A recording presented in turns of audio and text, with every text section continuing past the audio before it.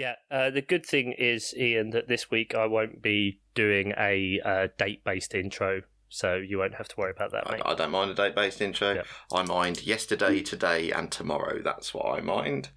In life in general? No. When recording a time capsule of a podcast. Don't make me get annoyed at you as well as Oscar. You could have just played the intro. Fucking idiots.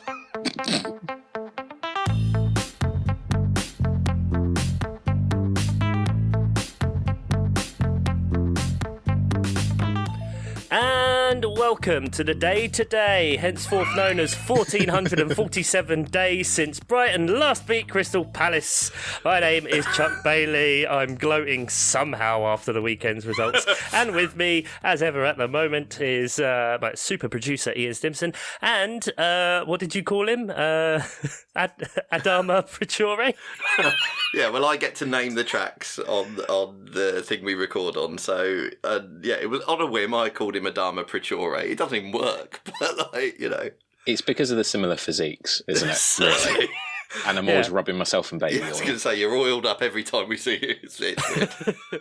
Yeah, I mean, and just like Adama, you also don't go to the gym. You know, it's just Never. natural. Yeah. That is true. It's the physique, the baby oil, it's all natural. Now, I want to, maintain a bit of a positive atmosphere this week, guys. I know there's been some stuff that's gone on, but Adam, I just want to come to you first. Which was your favourite of the 4 goals Tottenham conceded this week?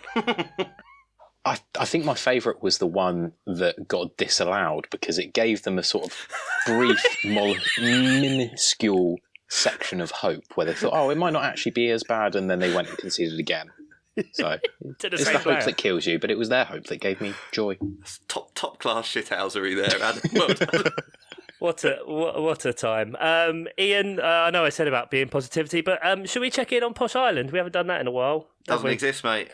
Flooded. Everything's burnt down. It's awful, and I don't want to talk about anything, especially not with Tom Townley listening. I was going to say it was a bit of a mock derby, wasn't it? One of our producer patrons, Tom Townley, Bolton fan. What was the score, mate? I checked out 3-0. How did it end? I genuinely think it was 6-0.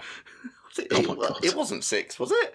I've got to check my phone now. I thought it was 5. Again, reliving the pain. Why am I even checking this? Because it was 5. It was 5. The small victory is mine. It was 5. Fucking hell. I guess in a way. I mean, you did miss out on those 2 goals. At home. How embarrassing. Darren Ferguson working out then. Yeah, so it's gone early this time, hasn't it? Yeah. 3rd game in charge, and it's at home 5-0 drubbing. Mm-hmm. Yeah, can't even blame it on the Championship. No, this is League One. Oh, terrible! Really bad. Well, speaking of terrible, Jesus, here we go. Spiraled it's already. Okay. Forgetting things is normal at your age, Ian. Well, so don't worry. Face space. Hopefully, within a couple of minutes, it'll be gone again. Yeah, it feels about right. Just don't pop it in your producer notes and you'll be fine. You'll forget all about it. Okay, I was going to move on, but of course we are not one American and we're 3 Brits. We talk about a little bit of football and something else. News, Nathan Jones, he's mad and unemployed. Oh, God, we're going to get him at Peterborough once Fergie goes, aren't we? That would be box office. I'd love it, actually, if I'm honest. Is it fair to say this was coming? Since the day he was employed? Yes, I think so. Yeah. Who'd have thought appointing a middling to fair Luton manager would go not according to him and the stats, Chuck. The stats! Best stats in Europe when you look at second tier managers. Best stats in Europe is what he said. When you look at Luton's XG and aggression and the things they do. Yeah, sorry, I see that. They've just added that to FB Ref, the expected aggression of the team. Yeah.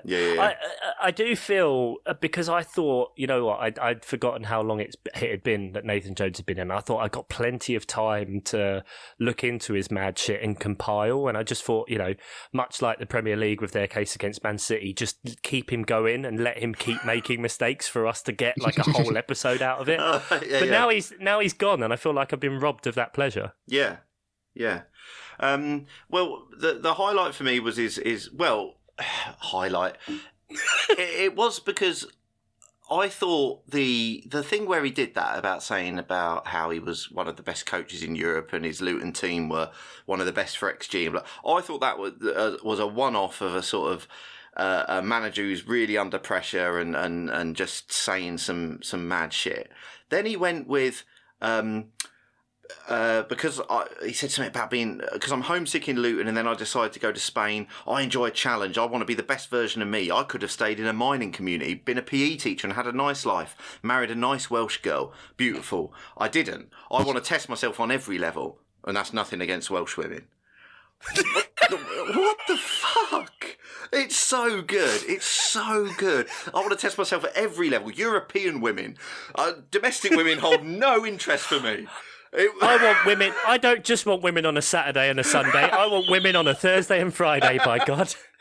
Exactly. Under the lights. That's where I want my women. Fucking hell. Honestly. It's some real good stuff. Real good stuff. Wow. Well, but that's Nathan before Jones. we even talk about the Wolves comments that he made about where, like, oh, well, you know, they went down to 10 men, so obviously they beat us.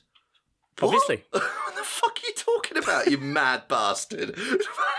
So what I'm slightly disappointed about is that obviously, like you say in Nathan Jones's comments after the Wolves defeat, making it out as if it's more difficult to play against 10 men, which I know is an old cliche, but he said it with such conviction. I was sort of thinking he would start the next Premier League game deliberately with 10 men as like a real kind of 4D chess level tactic, and then use that as an excuse when his team inevitably when lost. it doesn't work. Yeah, he's done it. He's solved football. You need 10 lads. That's what you need. Oh, and then someone else will play with 10. He'll go, fuck, we got to have 9.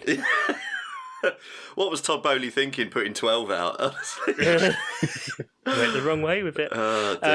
Yeah, well, all the stats were great, wasn't it? Of the 11 managers to win points at St Mary's this season, Nathan Jones wasn't one of them. And he was in charge. And there we go. But the good thing is that last week we recorded and Jesse Marsh has just been fired. You never know, by the time this comes out, he might have been rehired again because he's had meetings at Southampton and is apparently now odds-on favourite to join Southampton. Mad. Like I know last week we were kind of complimentary on Jesse Marsh, and I still think that's all pretty valid. But given that they recently sacked in Ralph Hasenhüttl, someone from that kind of Red Bull mould of trying to play with intensity and sort of targeted pressing, you would think that maybe they might not want to try that again in the same season, because clearly their players, there's something about their players that means it just doesn't work for them. It seems like a really bold move. Stupid. I'd be interested. Stupid is one way to put it. And I think you're giving far too much credit to owners of a club who thought appointing Nathan Jones was a good idea. So they looked at the expected aggression, Chuck. What can I say? Yeah, but this is the thing. Nathan Jones had expected aggression. Jesse Marsh has actual aggression. But that is true. Next up will be John Cena. None of us have ever thought about the impact of XWW, that's expected Welsh women. XWW. I thought you were going to go XWWE then. No. None of us have ever thought about the impact of expected Welsh women on the top flight of the English game. What's weird about this though as well is that the Leeds recruitment people, aren't they the same recruitment people who got Brentford so right? Because it's the same guy recruiting now for Leeds, isn't it, that recruited Thomas Frank Southampton, I think. Rasmus. Is it Southampton that? Yes, you're right. You're absolutely right. Yes. So I was, but what I'm saying is, what about Jesse Marsh's stats? Aggression, tick. Tight acid wash jeans, tick. Inspirational PowerPoint made posters on the walls. Tick. What, just a cat hanging there, baby? What are we talking about? What are we talking about? Hashtag believe. I like Jesse Marsh. I stand by what we said before. Yeah. I do still think Leeds should have given him time. I don't think this is a good idea because it's just going to carry on for Southampton.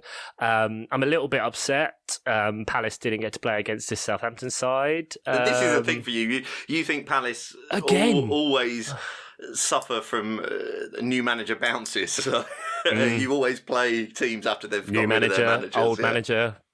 Bounces, dead cat bounces, dead cat bounces, all the bounces, all the classics. So I don't think Jesse Marsh is going to be a good idea. But Southampton are relegated, so let's just face it. Performances. I mean, their squad does not look currently capable of staying up, regardless of who's in charge. And we're going to be on third manager of the season. I mean, it's just not they're good. Absolutely calamitous. I mean, we'll talk. Let's just quickly go over the game because it was Southampton 1, Wolves 2. Southampton with an XG of 1.1, Wolves with an XG of 0.8. But as we said before, Wolves had a one man less advantage. Yeah, in the words of Nathan Jones. I mean, you can't expect Southampton to deal with that. You can't expect. No, and it's not fair. It's not fair. No, and I don't think. I mean, Jan Bednarek scoring an own goal, football heritage, right on brand there, good one. They recalled him from loan at Aston Villa for that. It's good stuff. Another tick in the banter club column. As much as I hate using that word, but it is appropriate. And I think I saw Ainsley Maitland-Niles run into another Southampton player 2-3 times just on the highlight package. Ainsley Maitland-Niles, who was playing at right centre back for some reason. Well, I know he's well known for being versatile, but I mean, not that versatile. One thing we can all certainly agree, obviously, like you say, Wolves went down to 10 men, is Lamina should have known better than to be the third person to walk up to the referee because you're asking for trouble there. If you haven't looked at Article 76, page 15 of the laws of the game, then you wouldn't know that you can't ever, much like the 13th person to leave a dinner table, first person, sorry, if there's 13 of you, don't be the third person to appeal to a referee. Or if you are the third person, bring enough other people with you so the referee can't tell who the third person is. Right, yeah, I mean, this is getting complicated now. But it's amazing that Lamina was... It's so selfless as to take the bullet so as Wolves could go down to 10 men and get that advantage. I mean, someone's got to do it every match, obviously. So someone's got to take that bullet and be sent off. And he did it. What was really funny, because obviously this third person going up to the referee thing, when I watched Match of the Day back, Danny Murphy and that, they just seemed to take what Ruben Neves said as gospel. Like Lamina didn't say anything. It was just because he was the third person. That's what the referee told me. Well, Lamina's lips were moving, so he fucking said something. Now, I'm not necessarily defending the ref. I don't know if it's harsh or not, but neither does Danny Murphy. And he still said, this is ridiculous. He's just the third. Ruben never said he was just the third person that went up to him, and that was why he got sent off. Well, you have no idea what was said to him. If it was horrifically abusive or something, then he deserved to go. And I'm not saying it was. I have no idea, but it was just the way Danny Murphy just took it as gospel that never said something. So, well, that must be true. Why would he lie? It's weird. It really takes something for it to be a bizarre thing that actually stands out that Danny Murphy says, given how kind of often his punditry is mediocre at best. Yes. Wow.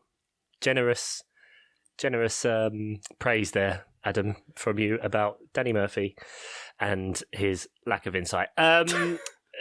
Well, that went on for far longer than I expected. Sorry, Good work, mate. chaps. No, that's fine. We can end there if you want. Let's dial it back to the first game of the weekend, just because otherwise I'll forget to play his voice clip. We had West Ham 1, Chelsea 1. Maybe we'll actually talk about this game this week, who knows. A perfect draw and a perfect draw in XG, 1.2 to 1.2. Let's hear from Oscar Puente now. Well, when I find the play button. What's up, y'all? It's your boy Oscar checking in from Chelsea Island. We drew with West Ham, but whatever. It's all vibes, so I don't really care. João Felix, quite good. And my boy Enzo, looking good with the passing, looking good overall. Actually, did we draw? I turned it off for like 5 minutes left. I don't actually know. I think we did. Anyway, Adam, you're doing a great job. Too good of a job, actually. Calm down a little bit. But sending my love and miss you all. Bye. Lovely. I find it weird he's co-opted the island moniker from Boss, but that's fine. That's fine. Chelsea Island.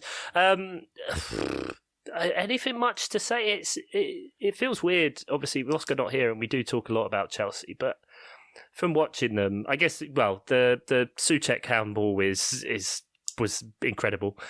Great save from him. Good to see the Czech lineage of Peter Cech, Souček. They can do it. They can do it all. So yeah, Chelsea can feel hard done by, but just not burying teams. Do you think they signed enough players? Well, it's interesting you say that, because I did think João Felix, ironically, the one player they signed that won't stay with them for 16,000 years, actually looked really good. I thought he had a couple of good chances, looked really lively, as he did before he got sent off against Fulham. But that was the issue, wasn't it? He was he was too lively. He was too lively. too expected lively. He went into the expected aggression. Yeah, exactly. But yeah, no, I thought he looked really good. But yeah, no, there's still something about Chelsea where it just doesn't feel like a team. I know you've said this quite a few times, Chuck. It just sort of feels like someone's bought the add-on you can get in Football Manager, where you get a ridiculous amount of money, and then just bought all of the players they want and not really thought of a way to make it all click together. Yeah. But yeah, I mean, if I was looking for positives for Chelsea, they didn't lose. And João Felix looked good. Yeah, I think that's fair. I mean, defensively, it looked absolutely calamitous for the West Ham goal, just out of position. Cucurella ends up in a situation where he just stands still because I think there's 2 or 3 West Ham players around him. So he's like, well, I don't know which one to go to. So he doesn't go to any of them. Badiashile then watches the cross come in. Bowen gets the flick on and a lovely, ironic reply from West Ham from the player that Chelsea got rid of this year to fund all this madness. So I think João Felix, getting to see him actually play again and not be shackled under Diego Simeone's reign of terror.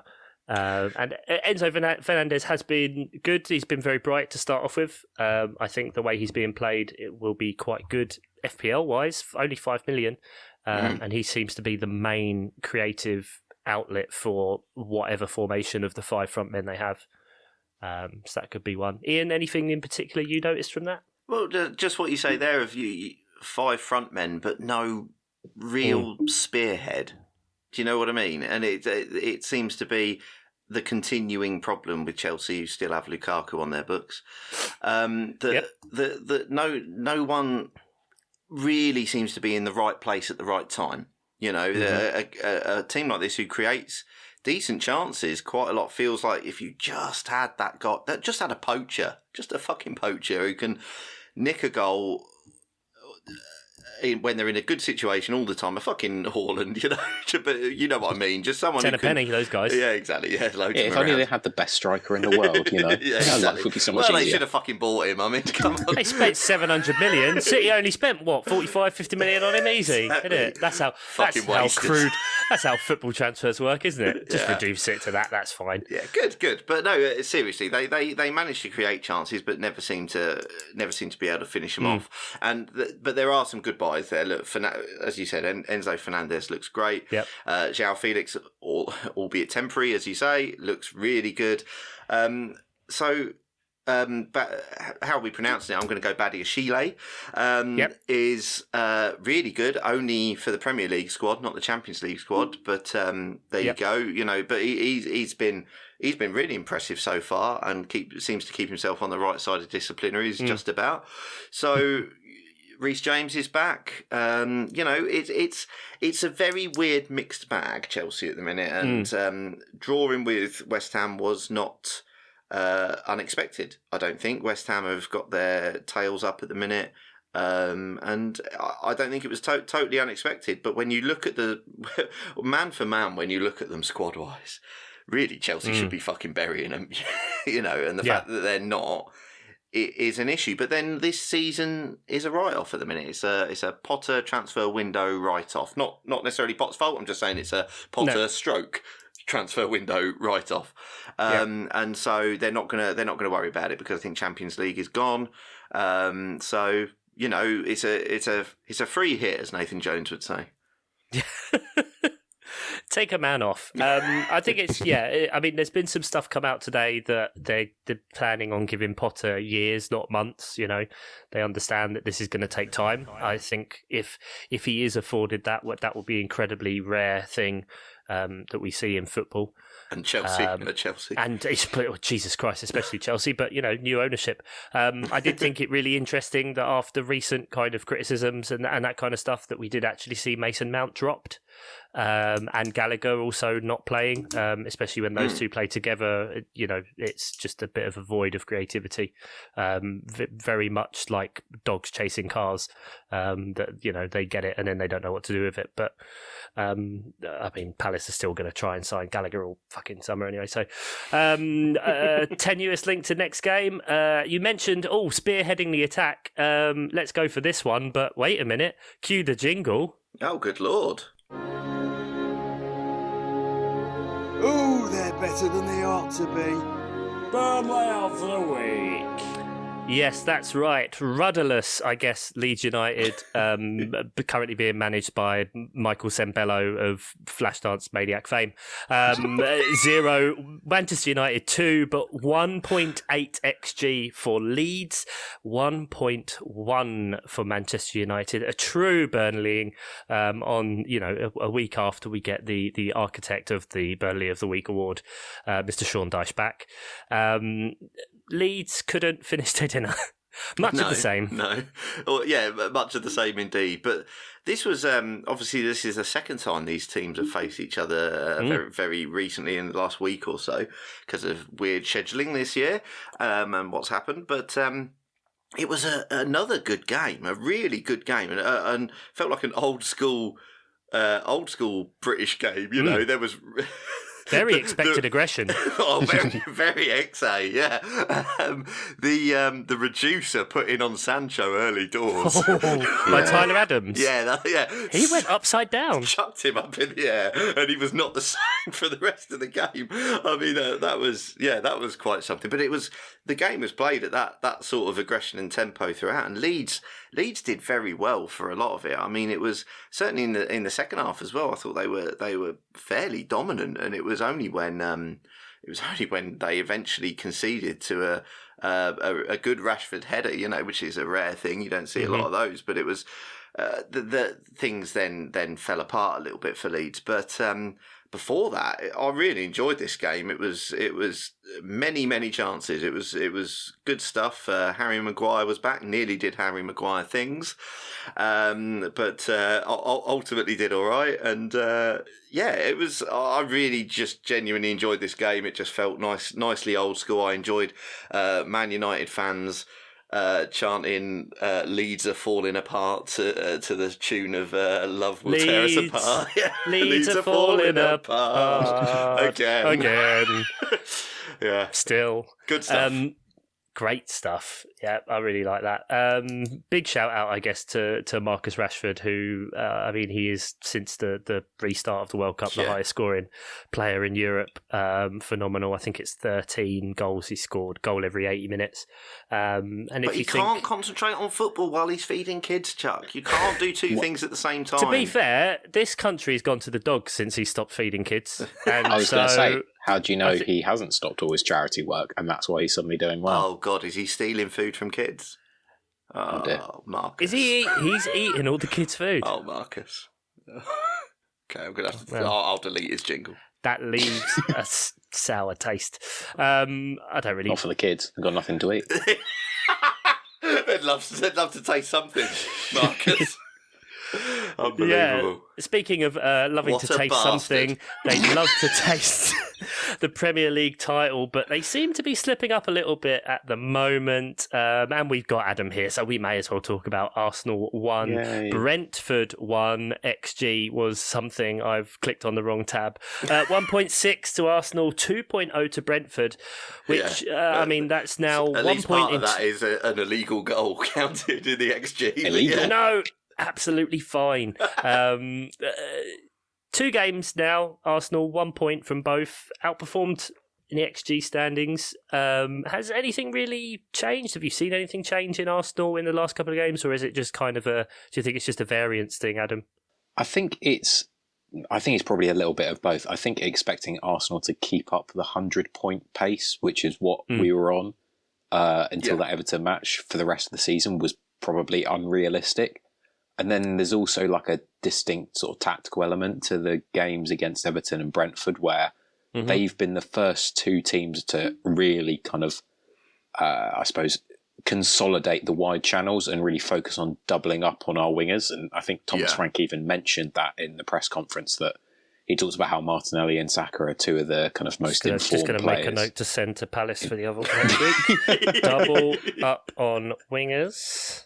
But Wide channel. it's worked. It's worked really Hire well. Thomas Frank.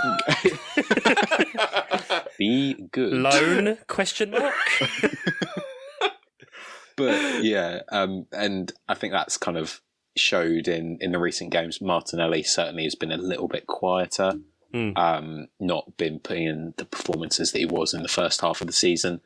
And Brentford are also a very good side. I think perhaps people, maybe I was guilty of this a little bit myself, were thinking that it's a game Arsenal should win, rather than Brentford, who have had a very, very good record against the so-called Big Six sides. Obviously, they beat Man City at the Etihad just before the World Cup. They beat Man United, obviously, but I mean, everyone was beating them back then, so that doesn't really say much. They drew against Spurs, and I think they also drew against Chelsea too. So they have got a good record against the kind of teams up near the top of the table.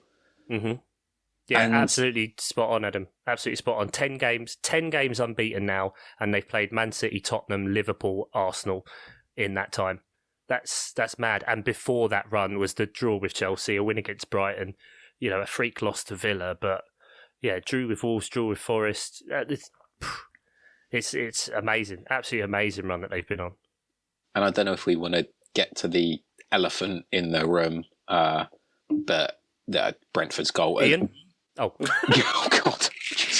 Well, You know what? If I'm going to say something now. I have, those really stupid work things. I'm going to segue massively, where you have to do like an icebreaker thing before you meet up for a team event. Like, what's your favourite pizza topping? Oh, That yeah. crap. Awful. Really bad. Work asked me to do one, which was you have to submit what animal you think you look like, and I was like, I'm not pissing doing that. So I asked my mum, who's looking after my daughter at a minute, to get her to pick one, and my mum wouldn't text me it. She wanted Isabel to say it directly to my face, so she got me on video chat this morning. She said, "Daddy, you look like an elephant." I was like, "An elephant? Why do I look like an elephant?" And she said, "Because of your size." Oh my God. Size. So. That's Oh, dear. that's- Why is size so funny there? That's funnier than if she just said because you're fat or because Yeah, I you've got know. a big nose, but because of your size, just your general heft. That's 4 years old, and she amazing. chooses her words very carefully, and it's like a needle. So there we go. But yeah, disallowed goals. Allowed goals? No, this was the allowed goal, wasn't it? Sorry. yeah, this one Emphatically was allowed. Very much allowed. There's very much a VAR balance this week of they had God. to disallow, they disallowed Brighton's Oh, was one that it? incorrectly. Yeah. So they had to balance the scales. Yeah. And allow Brentford to score. Yeah. Do you want to draw the lines on this one? Oh, very good. Very good. I mean, it is difficult to remember everything you have to do in your job. So Yeah. Yeah. I can understand he forgot. I think Maybe it someone had asked him what animal he looked like. Yeah, absolutely. It could have And happened. he was too busy doing that. He said, "Steve, you're going to look at the screen." Oh, fuck. That arm will do. Yeah, that'll be fine, won't it? Yeah. No one's paying attention to this shit anyway. There's just the 2 referees looking at every game though, so it's hard to stay across all of these things. So the video assistant referee has also got an assistant referee with them, and they still went, should we draw these lines like the offside? No, just leave it. No. And it's not even like they missed a blatant red card, which whilst it would be annoying, decisions like that are somewhat subjective, but you're either offside or you're not. And we saw as recently as the World Cup that they have automated offsides. Those are a thing. It's just a bit exasperating. And obviously not just what happened in the Arsenal game. Obviously that was annoying to me, but the inconsistency in refereeing decisions over this weekend, I think. Goodness, yeah. I think it's probably the worst of the season, and it feels like we say that quite a lot now. Yeah. Well, when PGMOL have to when they have to apologise to 2 clubs this week because wrong decisions were made, both of them relating to an offside. Or was it both offside, or was one of them a handball? Because there was a bad handball miss. That was Souček. Right. No apology for that though. Okay, You're not getting an that was apology. one that wasn't apologised for. Yeah, fuck you, Chelsea. Fuck you, Chelsea. So both of the apologies were to do with either an offside drawn from the wrong place, or just we didn't check that one. Yeah, sorry about that. Yeah, the thing is It's that mad. James Tompkins and Mark Gahey look really similar. They do. So I can really see why they got confused. They do. And when one's so clearly behind the other, fuck's sake, just draw. I mean, it is absolutely insane. Because, like you say, Adam, if it would have been a subjective thing, you could go, right, well, maybe they just made a bad decision, blah, blah, blah. But this is something that should be either there or not, according to, and you can argue whether the frame rates of the cameras are good enough to catch when the ball is played. They're not. And all this stuff. But, in the parameters you've set, you've just got to do the job, and then you'll be all right. And then you've got the backup of going, well, but the line, you might not agree with it, but the line said this. Well, draw the fucking lines, and you might have a chance. It was unbelievable. It's so poor, and again, not to do with the technology, but just to do with the people running it. And I don't know. That's what Graham Potter said in his post-match, because he was asking for more consistency with VAR, and I think he was fair and kind of very similar to what Adam said there. Is just that there is always a human using it, and in some things you're not going to get consistency because a human is going to look differently at different things. But a fact of drawing a line, it's binary. Offside, the ball going out of play it's either out of play or in play. We've had goal line tech. The same kind of thing should just be applied to that. Yeah. They seem to be throwing more bodies at the issue, more assistants, more officials, which isn't working. Well, just from a numbers point of view, right? If you're just bringing more and more people in, then you're not getting the cream of the crop to be looking at this stuff, are you? Because if there's so many referees looking at one thing, already the standard of refereeing was terrible. We're just adding more humans from a lower level, I presume, into this situation. It's not been good, has it? One interesting idea I heard is the idea of getting people specifically trained to be VAR officials. Right. Because I think the way it works at the moment is that it's referees, but they're not people specifically trained to use the equipment, which when you kind of say it out loud, it's insane. Baffling. It's baffling the amount of money that there is in the Premier League. I thought maybe I misheard that then, but I thought that the people now who do the lines, it's not referees. It's not. It's an operator. They have to get told to do it, essentially, or whatever. Like, I think it was an operator who chose the wrong player.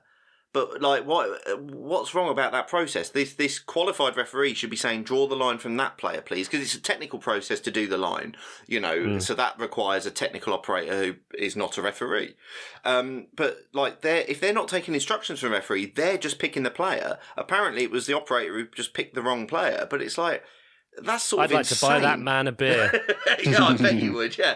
Everyone else is hating on him, and you know what? I'd like to reach out to you, sir or madam, and buy you a beer. But isn't it, Matt? I mean, because obviously, ultimately, it's an EVS operator who has to queue up the replays and stuff. But obviously, a referee should be, because there's often been like talk about that they were shown the wrong replay. There was something with the Casemiro sending off last week that we didn't really talk about. That apparently the wrong replay was shown, but it's not the first time. Because what happened there is because they want the Man United bias. They showed the angle that showed his hands round Will Hughes' throat. Right. In the other replay, you clearly see Will Hughes very aggressively thrusting his neck towards Casemiro's hands. Exactly. There's a reason I said that. Touch paper, meet the flame. But, Anyway, but what I'm saying is, there's been numerous times when it's been blamed on the angle. And ultimately, that's just an operator who has got a few cameras to choose from, and the referee should be saying what. There should be. Is there not a chain of command? It's sort of bizarre. It is utterly bizarre that they would say, well, the operator just chose the wrong player. Well, how did that even happen? It's been a very bad, and I don't say bad week for VAR, I say a bad week for refereeing, because that's what it is. And the VAR has ultimately probably improved things, but this was just a terrible week all round. But it's refereeing. It's not the technology per se.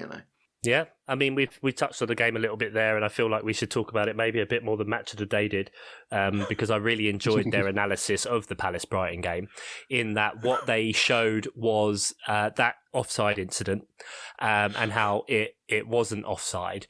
And then they sat there and complained about the fact that they want to talk about the game, but they're sitting here having to talk about that. I love that. Which they didn't want to talk about. And then I thought, okay, here we go. We're not last, so we might get. Oh no, they're cutting to the next game. Okay, Crystal Palace 1, Brighton 1. Crystal Palace 1.1 XG. We deserve the goal, guys. To Brighton's 2.5. Less said about that, the better. Every time we play them, they're just shit. Guys, they're just shit. And just can't do it. 70% possession, 1,000,001 shots, 2.5 XG. You should have bought off the officials, guys. That's what all the cool kids are doing, isn't it? That's what the cool kids do.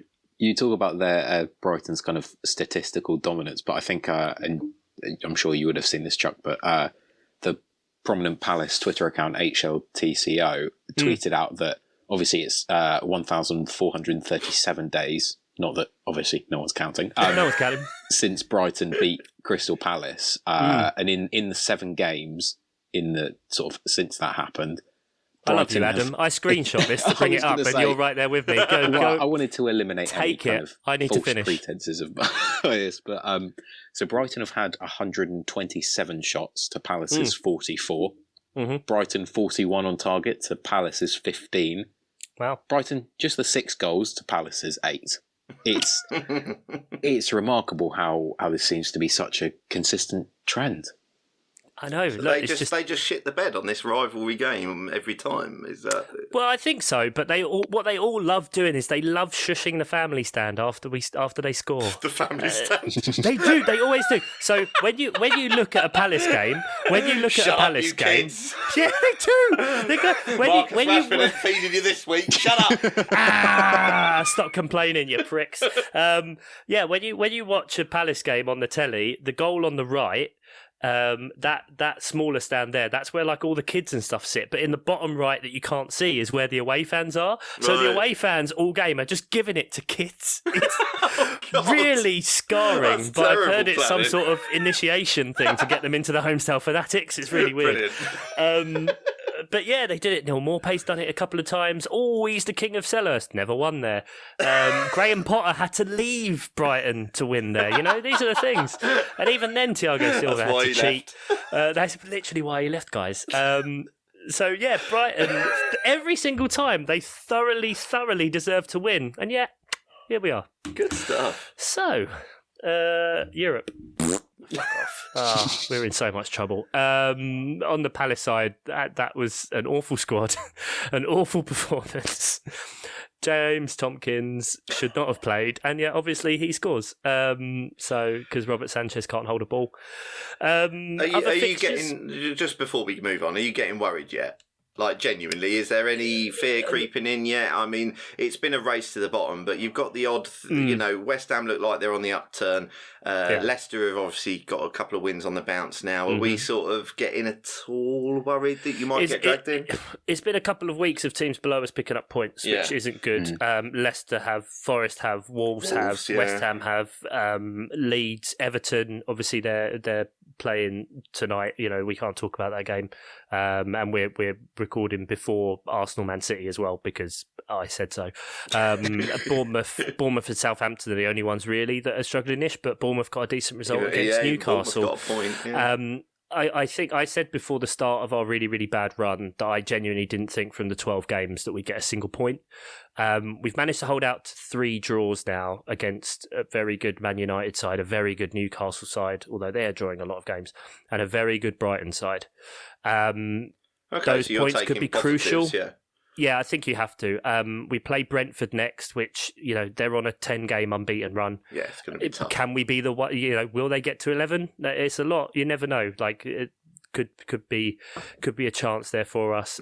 We then, I think then we play Liverpool, which obviously they're going to get their one decent game against us. Then Villa, then Man City, then Brighton again, and then Arsenal. It's tough. Like there's no end in sight at the minute, so it's key. But we're on 25 points for the season. 538 still has us at 8% for relegation, where Bournemouth are at 72, Southampton are at 78, Everton at 51, Forest at 33, Leeds at 25. So I do think that if like I said, 25 points. We only need to win 5 games. People laugh at a bit of that. A few Palace fans like, "Oh, you're not going to see." But look at the teams we've played in the last few, and it's absolutely mad. And those games coming up. So yes, we're going to be close to the relegation zone. I think by April, which is when that run of fixtures I mentioned ended. But after that is when we play all the other teams. Okay. I mean, our last 3 games of the season. I know Fulham are doing absolutely wonderful things at the minute, but our last 3 games of the season are the 3 promoted sides. Oh, okay. And it's a big long run of quote unquote games you can get points from. So yeah. Otherwise, I mean, is there any other specific games? I mean, we laughed a bit about Tottenham. I really don't know what they are. It's so hard to call it, isn't it? Calamity. The main good thing is that, I mean, I don't think he's taking care of everything in a minute, but really good to see Antonio Conte back really quickly. From quite a serious surgery. So that's kind of the main positive to be taken there. Good to see him back. But yeah, a 4-1. I mean, Fraser Forster. Wow, it's really bad. I mean, we've seen it at Forest, right? That Dean Henderson got injured. And Wayne Hennessy was bought this year to be a second goalkeeper, and Forest went, "Nah, we're going to get Keylor Navas because we just want another one instead." It's kind of the same with Tottenham in the window because they were trying to sign another goalkeeper when Lloris got injured and couldn't do it. Yeah, he didn't cover himself in glory there. And Leicester back-to-back 4-goal games. Mad. More bad news for Spurs is it looks like Rodrigo Bentancur, who's kind of one of the key players in their midfield alongside Sjoberg, looks like he's going to be out for 6 or 7 months, which is that's huge. It is massive because he's really been one of, as you say, Adam, one of the few players making him tick. Really, I mean, we've had Son off the boil. Kulusevski's after his injury hasn't quite got back on board, and Harry Kane is great, but he's doing his dropping deep thing, and it doesn't always work when you've got a defence who did very well actually. Leicester were impressive. Liverpool top scorer of Outface had a lovely game. Yes, he did. Yeah, but also it's the Maddison show when he wants it to be, and just really is. The one big positive about Leicester this season and for the last few seasons, to be honest, I'm genuinely amazed Leicester have been able to keep him because we're looking at a squad that since their Premier League win has obviously been, teams have come in and got the really decent players. Vardy somehow stayed. But he doesn't need the money. He doesn't need the money.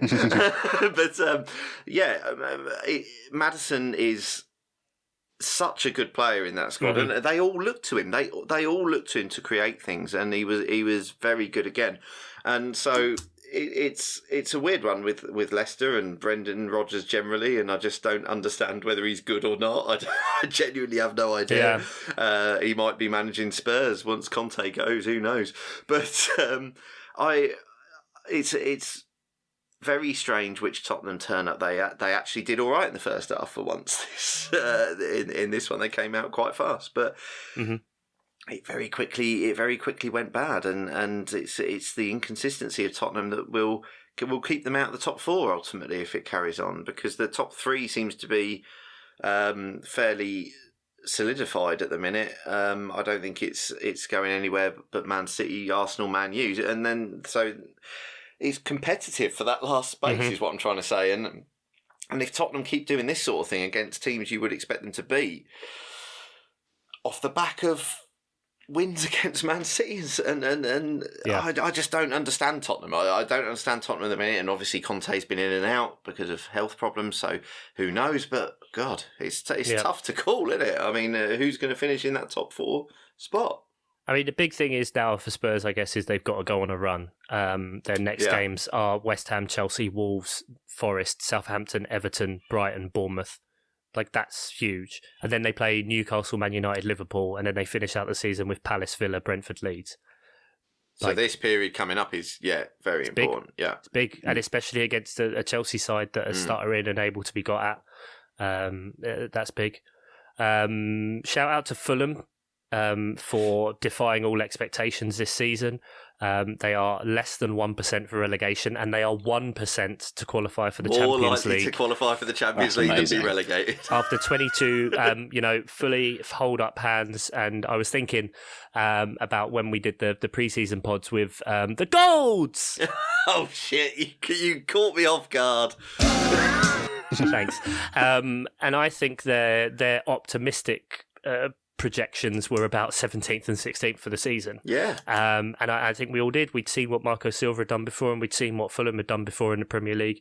Could they maintain the same kind of impetus they carried through, and they have. They've been absolutely fantastic, and the fact that they've never even come close to being in a conversation about going down this season is incredible. And this is even without Mitrovic firing, really. He started the season very well, but like lately it's been a team effort, and you've got the likes of Willian and Andreas Pereira, and specifically West London Willian.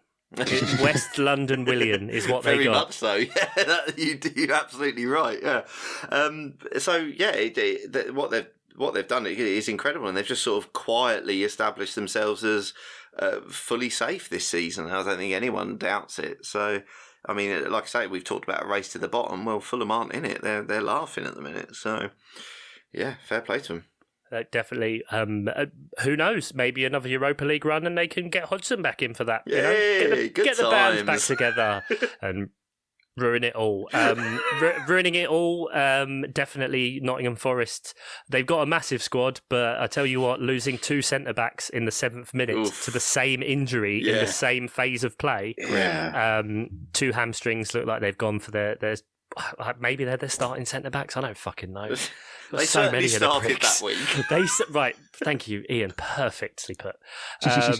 That's really worrying. And with a building injury list, just when they were getting some consistency, they've had a good run, very good run to dig themselves out of the shit. A bit like we kind of said they needed. But Man City, Tottenham in the next couple, West Ham, Everton, who knows what they're going to be like, Newcastle. That's a tough one. It's a real tough one for the rest of the season. And other team? Oh, Man City. Lol. Yeah. Oh, the Eddie Howe derby. No one cared. I will say, I did feel he had like a teary eye, and in his post-match interview, and I almost gave a shit. Nope. Refused to care about him. Thanks. I love you, Adam. You're such a good guy. you know when you see banners and stuff like that at a football, and it's usually like working class things and all that kind of stuff. And Palace got a bit of stick because it was something like embrace the passion or the fight that got us here, or something like that against the Brighton thing. And do you think a club putting up a banner celebrating a King's Counsel who is being paid £80,000 a day to get you off charges against the Premier League is like a particularly good thing to do? A lawyer who I think might actually support Arsenal. Oh yeah, no, he does. Is this Lord Panic? Is this Panic? Yeah. Yeah. Panic They put up a banner saying "Panic in the streets of London." Yeah. Man City 3, Aston Villa 1. Loads of XG, 3.6 to 0.3. The big story here is I triple captained Erling Haaland, and Pep is a bald c***. So. Okay. Why is Mahrez taking a penalty? Why is Rodri trying to take a penalty? Why is is Erling Rodri Haaland trying to take a penalty? This guy shows up, scores one bloody header against Martinez at his near post, and thinks, I'm the penalty taker now. Yeah. Guys, I'm on a fucking brace here. What's really good is that previously City have always done really well when they've rotated their penalty takers, traditionally, famously over years and years. Bizarre. But so much. Anyway, City, yeah, I mean, Pep's formation. Very much picking up the Nathan Jones mantle for insane shit in. Yeah. Didn't he try and say people are trying to blame him from Gerrard slipping up? I'm pretty sure that was actually said. That was so weird. Yeah. He's weirdly he talks like a manager under pressure when he's not really, because things have been going fairly well from a title race point of view, because obviously Wednesday's match now is incredibly important, and Arsenal have obviously dropped some points lately. Man City have dropped sporadic points through the season, and there's been odd formations and letting Cancelo go and stuff, but it's he really is getting a little bit sort of Mourinho-y. Is he? Isn't he? Yeah. It does sort of feel like it. We've not seen a siege mentality from him. And that's very much what he's, saying everyone is against us. Well, yes, mate. You've won the league 4 years out of the last 5. This is what happens. Literally, we're all against you. That's how football works. We don't want you to do well. We especially don't want you to do well if you've been doing loads of dodgy shit that was illegal. Like, you can't take away, both things can be true. City can have been absolutely fantastic for all of this time and been the best team in the world and had the best players and had the most madcap coach. And also, you could have been fucking dodgy. Both of those things aren't mutually exclusive. Yeah. I think his biggest issue is, and again, a little bit like Mourinho, he wants to be revered, for his achievements. I think it's quite clear Guardiola wants to be thought of as one of the game's great tactical masterminds and one of the best managers in the history of football, which he probably is. But I think his obsession with that is causing him, A, to do some mad shit on the pitch, but also I think it's partly why he came out so kind of all guns blazing in the press conference, because I think he thinks people are trying to take away from his achievements. Well, yeah, I think that's definitely right. Plus, because, there will be people who put the asterisk against it. Well, could he have done it without the money and that kind of thing? Which I always find is a weird argument. It's sort of like Lewis Hamilton in F1 when they said, "Oh, it was all about the car." Blah blah blah. It's like, well, yes, but then Mercedes can choose who they put in their car. So and it's the same thing. City can choose who they want Pep to spend their money. This has been forever as well. Like Blackburn, Chelsea, like Man United, they all fucking spent money like you wouldn't believe. I mean, that's what happens. I mean, you've still got to use the fucking money. You've still got to, there's loads of teams who have spent loads of money and got fucking nowhere. So it's ridiculous, really. I mean, the other side, and it's something that we mentioned a couple of weeks ago, I think on the first pod we did with you, Adam, is that this is what Arteta's been doing as well for a while. And so it's kind of Arteta takes that pressure onto himself, the spotlight, the attention, so that then it's not going onto the players. And I know City, the makeup of the City squad isn't the same as the Arsenal one in the amount of experience and age profile of the players. But maybe he's just doing that because he's like, well, I've got to try whatever I can to bring Arteta down. Yeah, no, and I think that's fair. And what Arteta said after the Everton game, which kind of might feed into this, he said after the game, it's like, now I love my players more than ever. Now is the time when I sort of love them the most. And it's like, even though it's a little bit over the top, it's probably right. It's like in those moments where everything seems like it's going against you or you're not performing how you might expect, that is when these kind of managers seem to sort of speak highly of their players and try and, like you say, deflect criticism. Take the pressure off, Sir Alex Ferguson, you see it all the time. Yeah. It's a tried and tested method. When Man United used to lose, it wasn't the players, it was the referee. Or exactly. He would always deflect. And Jose, when he was at his best, as we said, siege mentality. It was what was always done. It's classic good management, to do that when you're talking about dealing with the media. And Man City just never beyond anything petty, also played the Smiths' Panic at the final whistle because they just couldn't resist going in a sort of a real thing of just Googling a song with a name. It's layers as well. Are Arsenal now panicking? And I guess that takes us on to, we don't normally jump ahead to a fixture at this point, but before probably about the time this comes out, because Ian's really good at this, to be fair. I've never tell him constantly, but he'll get it like once a season. I'll say that he actually is really, really good at this shit. But Arsenal City is on Wednesday this week. Adam, how do you feel? What are you thinking? How are you approaching that game? What do you think is going to happen? I'm definitely not nervous. Not shitting it at all. No, I think it's gone from a game sort of prior to Everton, where it was very important, to now. Panic in Andam's bedroom. Well, there is lots of panic, more so than usual. That sounded weird. Moving on. At least this is sporting and not existential. Anxiety in Adam's bedroom. Well, yeah, indeed. Failing to score at home, used to that. Anyway. I think prior to the Everton game, it was a very important match, and now it sort of feels pivotal in a way. I think if Arsenal lose this and goal difference goes the right way, City will be top. Yes. Oh, City are already 6 goals ahead of you, mate. On goal difference, okay. I think. Well, it would have to go really wrong for them to. They'd have to win. They'd have to win by -7. What if they get a play? What if Arsenal get a player sent off? Oh, the old advantage, right? Yeah. The old Nathan Jones special, Sorry, no, Julian Lopetegui special. My apologies. Of course, yeah, he's the tactical genius who came up with this 10-man plan. I guess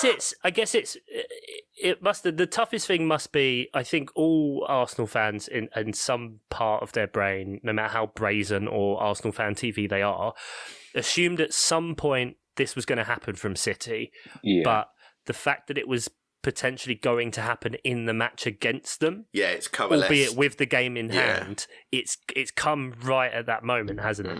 Yeah, and also I think there's a little bit, certainly in me, there is the fear building up that, oh no, what if the first half of the season was just all a mirage and we sort of fall down in these 2 games and then we go to City, City come to the Emirates and Arsenal lose, and then that's the start of the kind of typical spiral, and it's Arsenal are just being Arsenal again. There is that bit of fear in me that this, if Arsenal lose, it could be the start of, or the beginning of the end of the title challenge. And United really aren't that far behind. They're pretty close to, and then you lose to City, and then you have to go and play Villa at the weekend, who are a much better side under Unai Emery. And you start to look at every game as a banana skin rather than one that can potentially be 3 points on the road to a title. Yeah. I mean, I'm really looking forward to it. Amazon must be loving the fact that they've got this game now. It's theirs, yeah. It's because it's the postponed one from earlier in the season. Sky will be fucking fuming about that. So on a Wednesday night, that'll be on there. I mean, the Emirates, the atmosphere there is going to be insane, and I think it has to be absolute carnage. And we've seen now that that's actually possible at Arsenal, which we haven't seen for years. So I'm looking forward to a good game. I think it could be really close. I think both teams have shown absolute excellence and also they've shown calamities. I mean, didn't Man City lose to Southampton or something? I swear that was this season. They lost to Brentford. You know, Arsenal had that result against Everton, but it was Sean Dyche, so, you know, all bets are off. Good times. Good times, guys. Score prediction, Adam? Score prediction, go on. Oh, you're not going to make me... Yeah, I am. Yeah, that's it. That's going to happen. If we have to sit here all night... Nope, I refuse to talk. No, I'll go 1-1. Before Brentford, I was thinking we would win it, and now I'm feeling less confident. So yeah, I'll go 1-1. Score draw. 1-1. I'm going to say 2-1 Arsenal. Annoyingly, I've got 1-1 as well. Of course you have, because you're drab. Adam is emotionally hedged. That doesn't count. Ian is just dull. Speaking of dull, FPL, we haven't done it in a little while. Let's do the top 10. I still haven't closed the league. I can't remember the login. Still can't remember the login. In 10th place, 1,422 points, Vin Lee. In 9th, Panic Attack, Tanmay Gudakar, 1,424. Sabes, FFC.S. It's Rebecca Vardy's account. E.BBY, 1428. Shell, Miles United, 1429. Owen Carr, Wees Wanderers, 1430. Padfall, Fluffy Nutkins, 4033. 4th place, Micah, LOL, Twitter. Swapnil Pandey, 1436. Change name, Kieran It just Hartnett. feels like a stream of consciousness words. It really is. Where's Sam? Holy shit, Sam Danby's 13th. Ooh. Yeah. It's happened How again, the mighty Sam. have fallen. Jibril Ibrahim, Jas United on 1449, and Toby Ackland, Rubberdean Rapids, 1478 points. An overall rank 16,024. That's bloody good, mate. Reminder: eventually, once I close the league, the winner will get a mystery shirt delivered to the house. I triple captained Haaland. It's not going well, but I'm still beating Ian. Quiz. Oh, we'll do a little quiz. Play it! Adam, do a jingle. So much pressure. Okay, fine. Oh, so close to a spit take. Sorry, mate. Right. Okay, quiz. After Ian rudely rejected Incredibly my, rudely offer of a quiz That was last off air. week. That was off air. It was off air, but I'm bringing It's on it air on now. air. It's on air. Okay. I was about to say you can't edit this out, but you literally can. Anyway, so I teased in the Patreon Slack that this was a quiz about two things that Ian loves most. It's about fish and it is about football. So, aptly, this is a quiz about fish footballers. You'll catch on very, very soon indeed. Catch on, already started. Indeed. Yeah. There certainly is a through line to this. He took the bait with that one. This is lovely stuff. Okay, so question number 1. How do you spell Steve Guppy? Steve Guppy.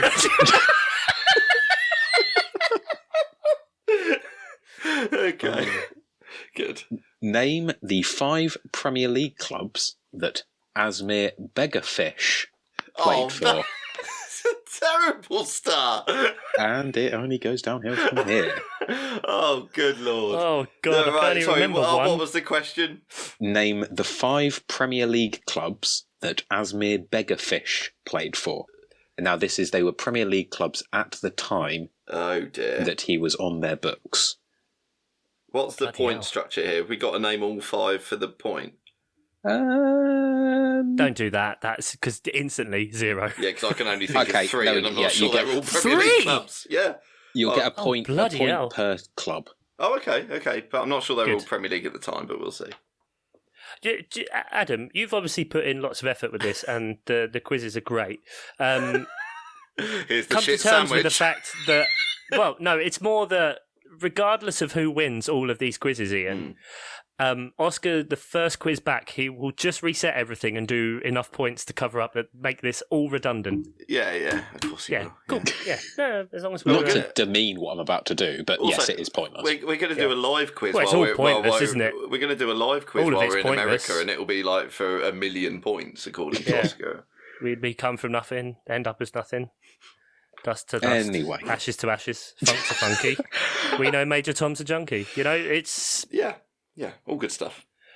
How Question 2. do you spell hole? Question 2. How many England caps does Aaron Cresswell have? Oh, it does get worse. Oh, it does. Oh, It dear. does. England caps. I'm still trying to work out who Asmir Begovic played for. I got 3. How many England caps did Cresswell get? Aaron Cresswell. I've seen him. Yeah, sorry, Chuck, you might have misunderstood the question. Sorry, Ian, do you not get what's going on here? Sorry, Aaron Cresswell. I've seen him play for England once. Bonus point. So one minimum.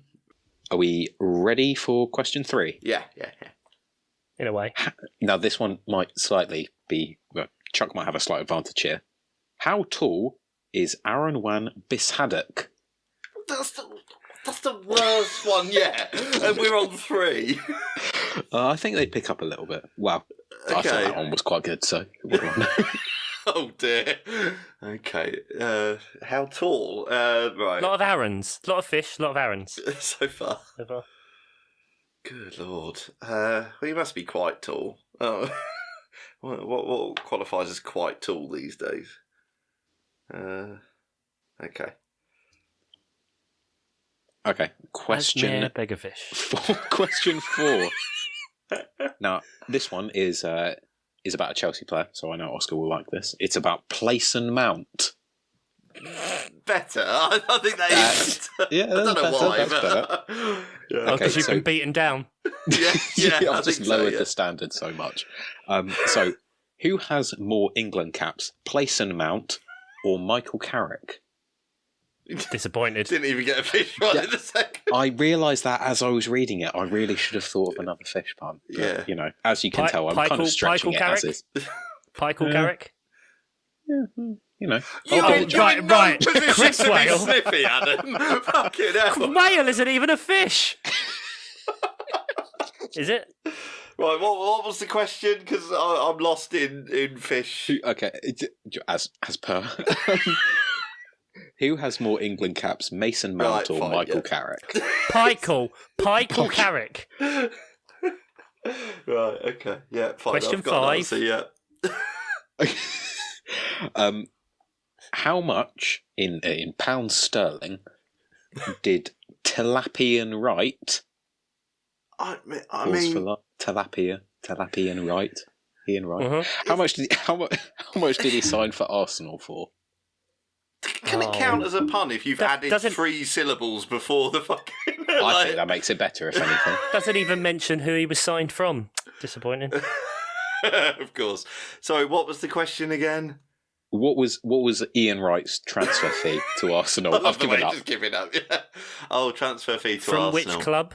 Come on. Give Who him knows? it. No. Who knows? I refuse. Who knows? Impossible to say. Oh, it's going to be a pathetically low amount. Of course it is.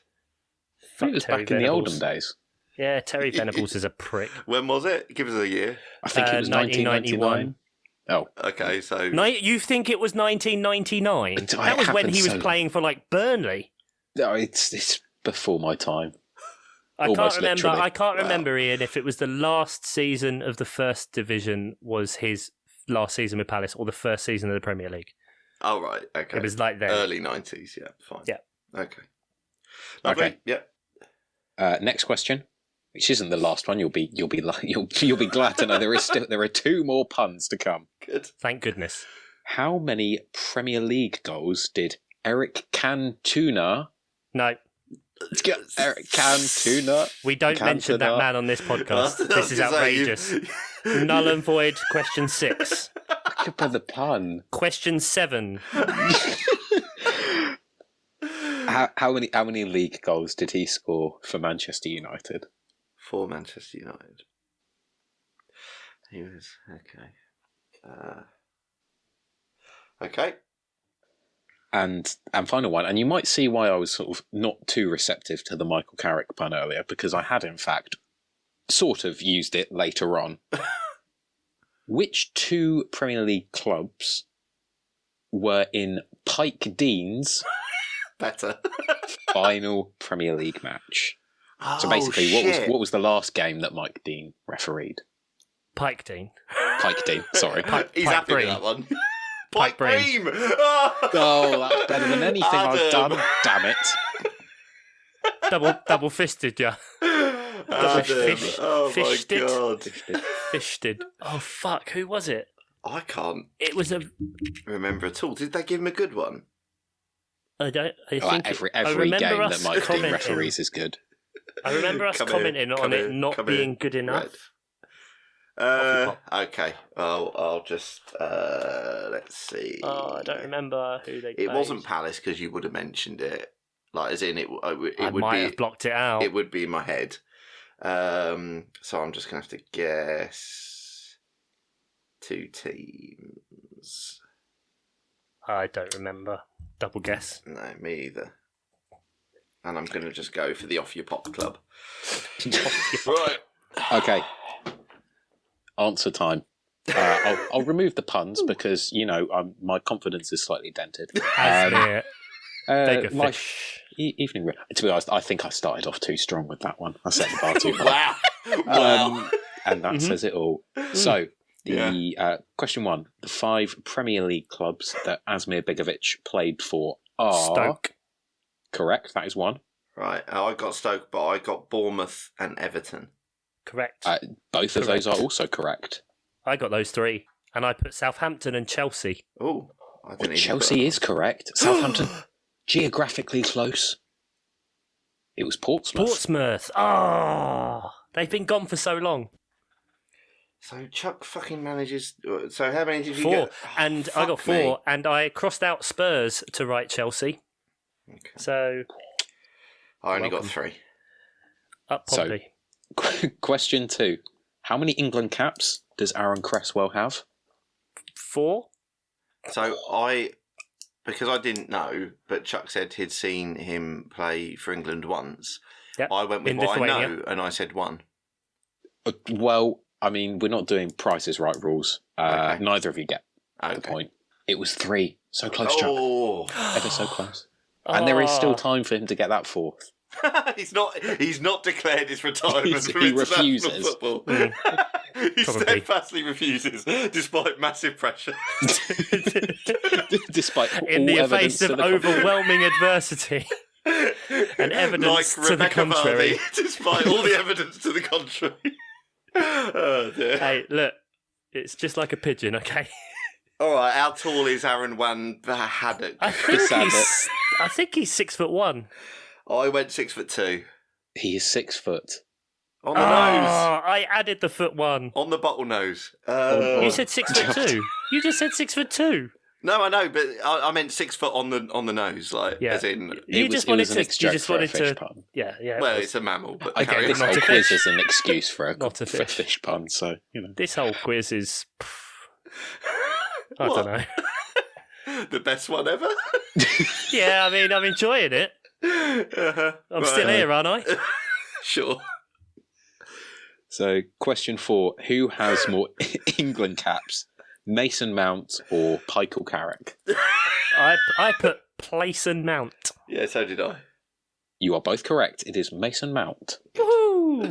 Which I thought was a little bit surprising, given that It he's is, still actually. relatively young. Yeah, and Carrick's longevity of career. Yeah, that is. Yeah. Anyway, So, question 5. How much did Talapian Wright sign for Arsenal Oh, for? they're back. That one I like so much, and I was annoyed Ian dismissed it. I'm fine. I was fine with it. It I was was just- absolutely fine with the pun. Look, it was just it next was- time mention who he was signed for. Okay, it was- I'm a very easy audience to Crystal play Plaice. to. Exactly. There you go. That is a fish shop. I put 750,000 English pounds. oh shit! I doubled it. 1.5 million. It was 2.5 million. Oh, shit. Oh, we actually got a decent... Okay, fair enough. Got good money. Not too bad. Not too bad. Look what we did with it. Fuck all. Relegated. Question 6. How many league goals did Eric Cantona score for Manchester United? And again, I thought that pun was quite good. I do not recognise this question. Well, I won't get it right anyway, so it doesn't matter if you haven't answered. I've said 40. And Chuck is just not Chuck's answering. not answering. I've crossed out question 6. Stayed silent. I wrote 6 and I've crossed it out. It's a protest. Well, it was 64. I found it really weird in a quiz that you went from 5 to 7. But here we are. What did you say, Adam? 64? It was 64. Right, fine, so no one got it right. Anyway. Final. This is genuinely annoyed. Final question. Who did Pike Dean take charge of in his final Pike Premier League game? I said Newcastle versus Everton. Okay, I put Leicester Brighton. It was Chelsea Watford. Oh, for fuck's sake! They're not even real teams, you liar. Chelsea. Did you not get that? Chelsea. C. Chelsea. Yeah. Fish. C. Yeah. Where do fish live, Ian? I mean, fuck me. I mean, there's been some reaches, but fine. Good Roaches. Lord. Oh dear. You're lucky I'm 3 wines in. Oh Yeah. dear. And you've got a chub on. Whoa, he's done another one! God bless Mortimer Whitehouse. Word. I got 5. Yeah, you won, Chuck, yeah. Yeah, that's the main thing. I got 4. You won basically on the first question. Default, yeah. Yeah. God bless Asmir Beggarfish.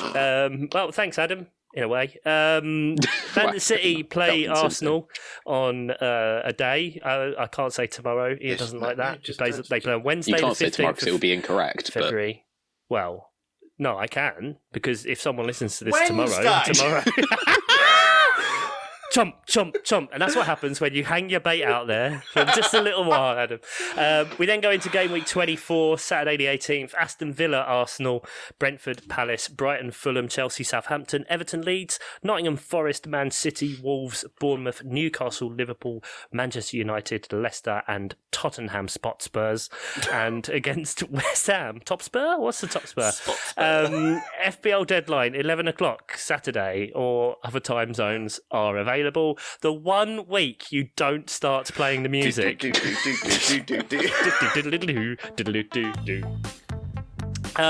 Producers are Nate, Tom, Jeff, Andy, Mark. Is there a John in there? Sam.